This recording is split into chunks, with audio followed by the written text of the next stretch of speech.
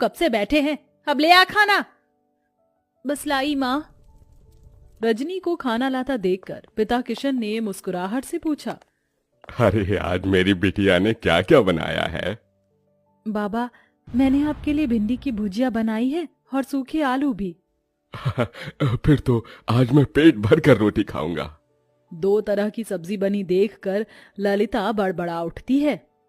अरे लड़की, 2 टाइम की सब्जी एक ही बार में क्यों बना दी तूने? एक तो ऐसी तेरे बाबा की कमाई धमाई नहीं है और महंगाई इतनी है।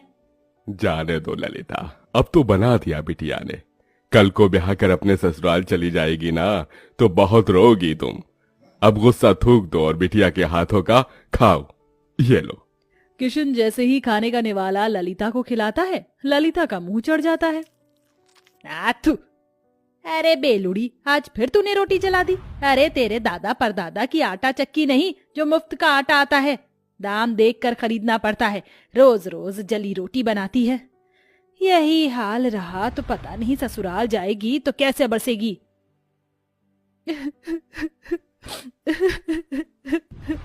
अरे बिटिया, तू रो क्यों रही है? तेरी माँ तेरे भले के लिए ही कह रही है ना।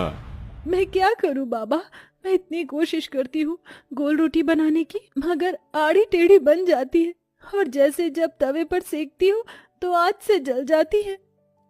देख रजनी, कल तुझे देखने लड़के वाले आ रहे हैं। अच्छा खासा घर द्वार है उनका। मैं नहीं चाहती कि ये रिश्ता हमारे हाथ से जाए, समझी? अगले दिन सरस्वती अपने परिवार के साथ रजनी को देखने आती है। रजनी नजरें झुकाए हाथों में चाय नाश्ता लिए आती है। जी नमस्ते, लीजिए। भाई वाह, ये समोसे और कचौरी तो बड़ी स्वाद भरी है। ललिता जी, किसने बनाया? जी ये समोसे कचौरी सब बिटिया ने बनाया है। अरे वाह, ये तो सोने पर सुहागा हो गया। रूप की धनी तो है ही, खाना बनाने में तो हलवाई जैसा हाथ पाया है। अब तो आप शहनाई बजाने में देर मत कीजिए। मुझे अपने शुभम के लिए आपकी रजनी पसंद है। लड़के वालों के जाते ही किशन ने कहा, क्या जरूरत थी भाग्यवान उनको झूठ बोलने की, और इससे तो एक रोटी तक नहीं बनती। अगर सच बोल देती ना तो वो लोग रिश्ता तोड़कर चले जाते, और इस तरह से इसका रिश्ता कहीं नहीं लगेगा। सारी जिंदगी कुंवारी बैठी रहेगी। अगर तुम्हारे पास लाखों का दहेज देने को हो तो ढूंढ लो नौकर चाकर वाला घर। अरे शादी के बाद ससुराल जाएगी तो धीरे धीरे सीख जाएगी। थोड़े दिन में रजनी ब्याह कर ससुराल आती है, जहाँ जेठानी चंद्रलेखा हुक्म चलाते हुए बोली, देवरानी जी, तुम पहली रसोई में मटर पनीर की सब्जी, छोले और मीठे में खीर बनाना, और पूरी की जगह पर रोटी बनाना। वो क्या है ना, हम सब रोटी खाने के शौकीन हैं। ये सुनकर गरीब रजनी दुविधा में आ जाती है और जैसे तैसे पहली रसोई की रीत निभाकर सबको परोसती है। रोटी का जला हाल देखकर सरस्वती ने कहा, रजनी बहू, ये कैसी जली पकी रोटी बनाई है? भट्टी में सेक कर लाई है क्या? वही तो माँ जी, ऐसी कोयले से काली रोटी तो कुत्ता भी ना खाए।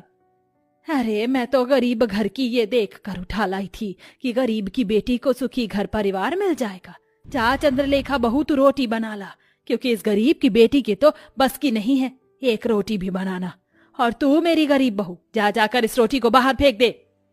सास से जली कटी सुनकर रजनी रोटी लेकर बाहर चली आई। मैं इस रोटी को फेंकूंगी नहीं, क्योंकि अन्न की बर्बादी होगी। किसी जरूरतमंद को दे देती हूँ। तभी एक उम्रदार बुढ़िया उसके पास चलकर आई। बेटी, रोटी खिला दो, बहुत भूखी हूँ। ये लो अम्मा, क्षमा करना, रोटी जरा जली हुई है और मेरे पास कोई सब्जी भी नहीं। मेरी पोटली में गुड़ है, उससे खा लूंगी। बुढ़िया हबड़ हबड़ कर रोटी खाने लगती है। तभी रजनी का परेशान चेहरा देखकर वो पूछती है, बेटिया तुम परेशान क्यों हो? अम्मा, मेरी लाख कोशिश करने के बाद भी मुझसे गोल और अच्छी रोटी नहीं बनती। मेरी जेठानी अच्छा खाना बनाती है, इसलिए रसोई पर एक अकेली उनका अधिकार जमा है। मेरी सास ने मुझे बहुत ताने दिए। तत्पश्चात बुढ़िया पोटली में से एक तवा उसे देकर बोली, ये लो बेटी, ये जादुई तवा है, इससे अब तुम्हारी सारी परेशानी टल जाएगी। इस तवे पर बनने वाली रोटी जादुई रोटी होगी। धन्यवाद अम्मा। रजनी बुढ़िया का दिया हुआ जादुई तवा घर लेकर आई और अपनी सास से निडर होकर कहा, माँ जी, रात की रसोई मैं पकाऊंगी, इस बार कोई भूल चूक नहीं होगी, वादा करती हूँ। लगता है सवेरे की बेइज्जती से मेरी गरीब देवरानी का मन नहीं भरा, जो फिर जली कच्ची रोटी बनाकर नाक कटवाना चाहती हैं। देवरानी जी को एक मौका दे दीजिए माँ जी। ठीक है, मगर इस बार की रोटी भी तूने जली बुरी बनाई तो मैं तुझे कतई माफ नहीं करूंगी मेरी गरीब बहू। रजनी रसोई में लग जाती है। सब्जी तो बन गई, अब फटाफट से रोटी बनाती हूँ। रजनी जैसे ही चूल्हे पर तवा चढ़ाती, वह खरे सोने के समान चमचमाने लगता है। वह टेढ़ी मेढ़ी रोटी बेलकर तवे पर जैसे ही डालती है, रोटी जादू से एकदम गोल आकार की बन जाती है। अरे वाह, पहली बार मेरी रोटी एकदम गोल और प्यारी बनी है। मेरी जादुई रोटी, मैं चाहती हूँ कि तुम एकदम फूली बन जाओ।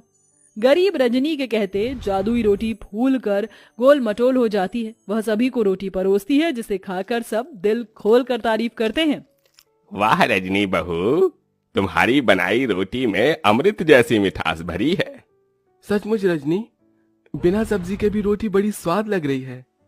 सच में रजनी बहू, तेरे हाथ की रोटी खाकर तो जी ही नहीं भर रहा। जाने क्या जादूगरी भरी है तेरी इस रोटी में। धन्यवाद माँ जी। रजनी की तरफदारी सुनकर चंद्रलेखा भीतर ही भीतर जल भूल रही थी।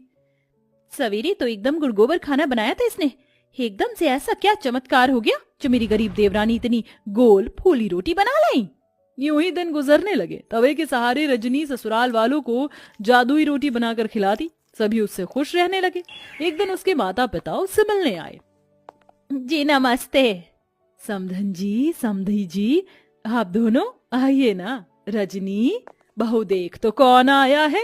अपने गरीब माता पिता को देखकर रजनी की आंखों में आंसू छलक आए। माँ, बाबा, कैसे हैं आप?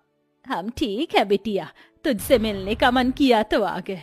तुझे सुखी देखकर अच्छा लगा, अब चलते हैं। अरे ऐसे कैसे आए हैं, तो अपनी बेटी के हाथों की रोटी खाकर जाइएगा। रजनी रसोई में आकर रोटी बनाने में लग जाती है। आज मौका अच्छा है, जाकर देखती हूँ ये माजरा क्या है। चंद्रलेखा बहू, कहाँ चल दी? जाकर हल्दीराम से मिठाई समोसे ले आओ। जी माँ जी। इस गरीब देवरानी की किस्मत इतनी अच्छी है, आज भी बच गई। रजनी फट से अम्मा का दिया हुआ जादुई तवा चढ़ाती है। वह चमचमा उठता है। रजनी बेली हुई रोटी तवे पर डालकर कहती है, ऐ मेरी जादुई रोटी, खूब फूलो फलो। ये कहते ही चमत्कार से जादुई रोटी तवे पर फुदक फुदक कर फूल जाती है। तभी माँ ललिता रसोई में आ जाती है। माँ, तुमने मेरी जान निकाल दी। अरे वाह रजनी, तू तो बड़ी अच्छी रोटी बनाने लगी। तभी जादुई रोटी खुद पर इतराई और कहा, वो तो बनी ही थी, हम जादुई रोटी जो है। ये रोटी बोल रही है? हाँ माँ, क्योंकि ये सब जादुई अनोखी रोटी है। रजनी अपनी माँ को बूढ़ी अम्मा के बारे में सब बताती है, जिसे रसोई के बाहर कान लगाए खड़ी उसकी जेठानी चंद्रलेखा सुन लेती है। अच्छा जी, मेरी गरीब देवरानी की बनाई रोटी जादुई है, अब तो इसका पर्दाफाश मैं करूंगी। हाँ। चंद्रलेखा एक आदमी को पैसे देती, जो भिखारी का भेष धरे उसके दरवाजे पर आता है। बहन, 2 रोटी खिला दो, भूख लगी है, दया करो। रजनी को उस पर दया आ जाती है। ठीक है भैया, जरा देर ठहरो, मैं रोटी लाती हूँ। रजनी रसोई में आकर रोटी बनाती है। जल्दी जल्दी से रोटी बेलकर तवे पर डालती हूँ। वो बेचारा भिखारी कितना भूखा था।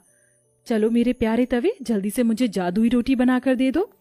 इतने में चंद्रलेखा सरस्वती को लेकर रसोई में आ जाती है, जहाँ बेलन खुद ही चल रहा था और जादुई रोटी अपने आप ही बन रही थी। देखा सासू माँ, मेरी ये गरीब देवरानी जादूगरी जानती है। पता नहीं क्या टोना टोटका कर रही है, जो रोटी खुद ही बन रही है। नहीं नहीं माँ जी, जेठानी जी मुझ पर झूठा दोष लगा रही है, ये सच नहीं है। अरे मैं जो आंखों देखी देखूंगी उसे ही तो सच मानूंगी ना। रजनी बहू, तू डायन तो नहीं? नहीं माँ जी। अपनी सच्चाई का सबूत देते हुए रजनी जादुई रोटी और तवे के बारे में सब बता देती है, जिससे दूध का दूध पानी का पानी हो जाता है। इसके साथ तवे का जादू भी चला जाता है। चंद्रलेखा बहू, तुमने जलन और बैर में रजनी बहू को गलत दिखाया। और रजनी बहू, तो क्या हुआ जो इस तवे का जादू चला गया? अब तुम्हें रोटी बनाना तुम्हारी सास सिखाएगी। माँ जी। रजनी रोते हुए अपनी सास के गले लग जाती है और बड़े चाव से न केवल रोटी बनाना बल्कि सब कुछ बनाना सीख लेती है।